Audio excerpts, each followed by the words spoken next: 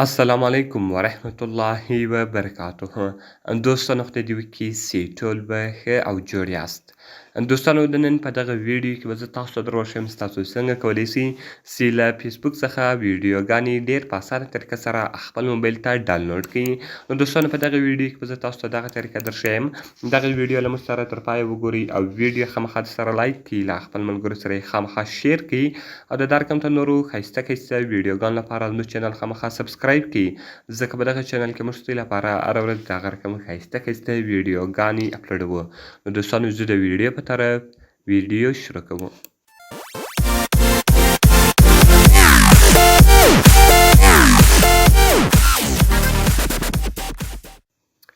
نو دوستانو د دې لپاره به تر ټولو مخکې تاسو په خپل موبایل کې یو اپلیکیشن ډاونلوډ کړئ. د دغه اپلیکیشن لینک ما تاسو ته د ویډیو په ډسکرپشن کې درکړی دی. تاسو یې ډېر په اسانۍ سره کولی شئ چې دغه اپلیکیشن له هغه ځای څخه ډاونلوډ کړئ. نو دوستانو کله چې تاسو دغه اپلیکیشن له هغه ځای څخه ډاونلوډ کړئ، د هغه رقم دغه تاسو په خپل موبایل کې پرېږدئ او تاسو به راسئ فیسبوک په خلاص کړئ. نو دوستانو کله چې تاسو فیسبوک خلاص کړئ، اوس که تاسو غواړئ چې یوه ویډیو ډاونلوډ کړئ او تاسو که غواړئ چې هره ویډیو ډاونلوډ کړئ، دوستانو صرف به تاسو هغه ویډیو پیدا کړئ. نو زه غواړم چې دوستانو دغه ویډیو ډاونلوډ کړم. د هغه رقم تاسو راسئ په دا شیر بټن باندې به کلیک وکړئ. نو کله چې وګورئ دوستانو تاسو په شیر بټن باندې کلیک وکړئ، دلته به تاسو ته بیخي زیات اپشنان خلاص کړي.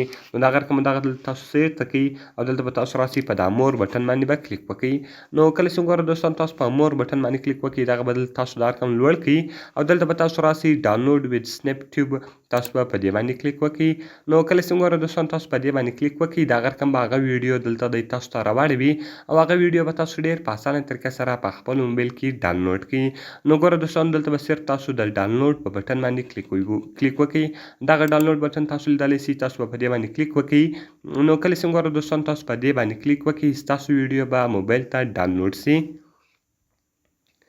نو کله چې وګورئ دوستانو دغه اپشنان دلته دی تاسو ته راوړي، دلته دی تاسو ته فارمیټ غواړي، یعنې تاسو یې غواړئ چې په میوزیک کې ډاونلوډ کړئ، خالي یې سونډ ډاونلوډوئ او که ټوله ویډیو ډاونلوډوئ. نو زه غواړم چې ټوله ویډیو ډاونلوډ کړم. د هغه رقم تاسو په ویډیو باندې کلیک وکړئ. نو کله چې تاسو په ویډیو باندې کلیک وکړئ، دغه به دلته تاسو کلوز کړئ او هغه ویډیو به ستاسو په موبایل کې ډاونلوډ سي. نو ګوره دوستانو اوس به دلته تاسو ډاونلوډ اپشن ته راسئ. کله چې تاسو ډاونلوډ اپشن ته راسئ، هغه ویډیو دلته ډاونلوډ شوې ده. نو په دغه طریقه سره تاسو کولی شئ چې له فیسبوک څخه ډېر په اسانه طریقه سره خپل موبایل ته ویډیوګانې ډاونلوډ کړئ.